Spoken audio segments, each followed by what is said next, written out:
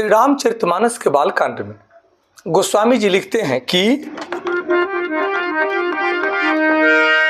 तदपि असंका किन्हु सोई, कहत सुनत सब करहित होई।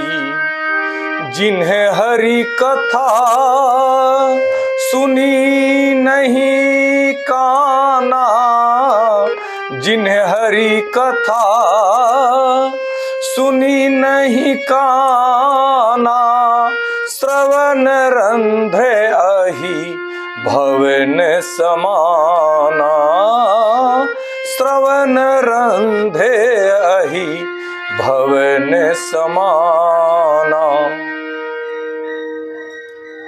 कहते हैं कि तदपि असंका किन्हु सोई, कहत सुनत सब करहित होई।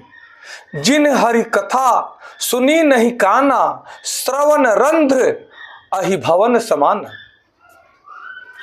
भगवान शिव जी कहते हैं कि फिर भी तुमने इसीलिए वही पुरानी शंका की है कि इस प्रसंग के कहने सुनने से सबका कल्याण होगा।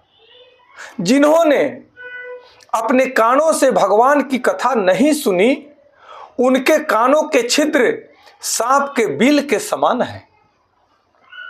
भगवान शिव जी अद्भुत वचन कह रहे हैं। कहते हैं कि हे पार्वती, यद्यपि यह कथा अत्यंत गूढ़ और अलौकिक है, फिर भी मैं इसे सरभाव से कहूंगा, क्योंकि इसे कहना और सुनना सभी मनुष्य जाति के लिए कल्याणकारी है। जो लोग हरि की कथा नहीं सुनते, उनके कान तो ऐसे हैं जैसे सांप का बिल। और तुमने जो भगवान श्री रघुनाथ जी की कथा सुनने की लालसा जागृत की है, यह बहुत कल्याणकारी है और यह सबके कल्याण के लिए है। इसलिए इस अद्भुत कथा का कहना और सुनना चलते रहना चाहिए। इस चौपाई के गहरे आध्यात्मिक सिद्धांत को समझना अति आवश्यक है। यहां सांप का बिल एक प्रतीक है। इसका अर्थ यह है कि यदि हम अपने कानों से केवल नकारात्मक बातें सुनते हैं, निगेटिव बातें सुनते हैं और सत्संग, ज्ञान और भक्ति को नहीं सुनते, तो हमारा जीवन अंधकार में ही रहता है।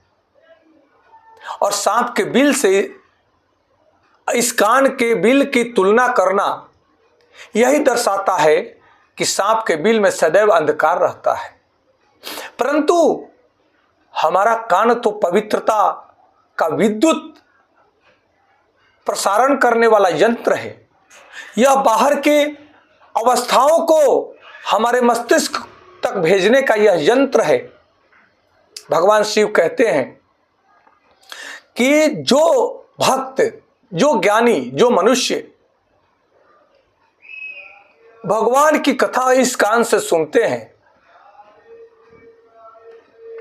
भगवान की कथा का मतलब ज्ञान का रहस्य इन कानों से सुन करके अपने मस्तिष्क में उसका विचार करें, तो आपका जीवन बदल जाएगा। अगर यह वो ज्ञान की कथाएं, ज्ञान की बातें इस कान से सुनकर इधर से निकाल देते हैं, तो यह तो एक सांप के बिल की तरह है, किसी काम का नहीं है।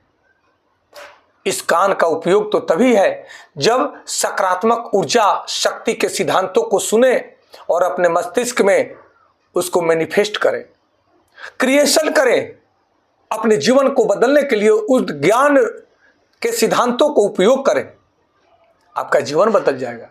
अन्यथा ज्ञान रूपी विचारों को, सकारात्मक विचारों को अगर आप सुनते नहीं हैं, तब यह कान का उपयोग किस काम का?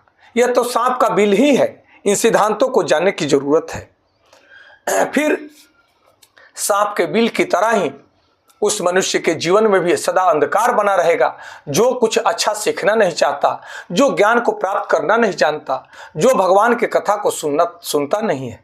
इन सिद्धांतों को समझने की जरूरत है। हमारे जीवन के लिए, हर व्यक्ति के जीवन के लिए यह एक बहुत ही प्रेरणा का स्रोत है। कहते हैं कि जो सुनते हैं वही बनते हैं। जो व्यक्ति जो विचार सुनता है, वह व्यक्ति वही सोचता है, वह व्यक्ति वैसा ही बन जाता है। यह बहुत मार्मिक और गूढ़ रहस्यों का यहाँ पे उद्घाटन किया गया है। इस चौपाई के माध्यम से हमें समझना है कि मन वही बनता है जो वह सुनता है। अच्छी बातें सुनेंगे तो अच्छा बनेंगे, और बुरी बातें सुनेंगे तो हमारा जीवन बुरा बन जाएगा। अच्छी बातें सुनने वाला, ज्ञान की बातें सुनने वाले के जीवन में सकारात्मक विचार, अच्छी अच्छी विचारें, अच्छे अच्छे कर्म, अच्छा आचरण होना शुरू हो जाएगा। बुरे बातें सुनने वाले भय, भ्रम, छल, कपट, ईर्ष्या, द्वेष, निंदा में उलझ करके रह जाते हैं, जो सभी दुखों का कारण है। इस भाव को समझना है। ज्ञान और सत्संग क्यों जरूरी है? क्योंकि हरि कथा अर्थात जीवन का सही मार्गदर्शन भगवान की कथा से मिलता है। उन कथाओं को सुनना जरूरी है। जो व्यक्ति भगवान की कथाओं को सुनता है, उसका जीवन भगवान के अनुरूप हो जाता है, दिव्यता से भरपूर हो जाता है। जो व्यक्ति भगवान के कथाओं को नहीं सुनता, वह आसुरी वृत्ति में फंसा रह जाता है, वह अंधकार में रोता रहता है, दुखों में रोता रहता है, अटका रहता है। उसके जीवन में कल्याण कैसे हो पाएगा? कहते यह मन को शुद्ध करने का और मन को पवित्र बनाने का माध्यम है भगवान की कथा। यह राम कथा हमारे जीवन को श्रद्धा, भक्ति और प्रेम से भरने वाला है। जो हमारे जीवन को उन्नत बनाना है तो हमें कथा सुनना होगा। आप इस विज्ञान को जानते हैं कि जीवन में बीमारियां क्यों होती है? 90% बीमारियां मन की विकृति से होती है। निगेटिव बातें, ईर्ष्या, द्वेष, अहंकार, क्रोध, छल, कपट के कारण जो मन में 3-5 चल रहा है ना, उसी के कारण जब ऐसा मन में विचार चलता है तो वैसा ही हार्मोन्स हमारा मस्तिष्क प्रोड्यूस करता है, और वही वैसा ही हार्मोन्स पूरे शरीर में फैल जाते हैं। तब मन और तन दोनों रोगी हो जाते हैं। परंतु जब मन में श्रद्धा, प्रेम, भक्ति, क्षमा, उपकार की भावना चलती है, तब मन में शुद्ध द्रव्यों का स्राव होता है, आनंदमय द्रव्यों का स्राव होता है, जो हमारे जीवन को निरोगी बनाते हैं, शक्तिशाली बनाते हैं, आनंदमय बनाते हैं। मन में सुख, शांति और आनंद की प्राप्ति होती है।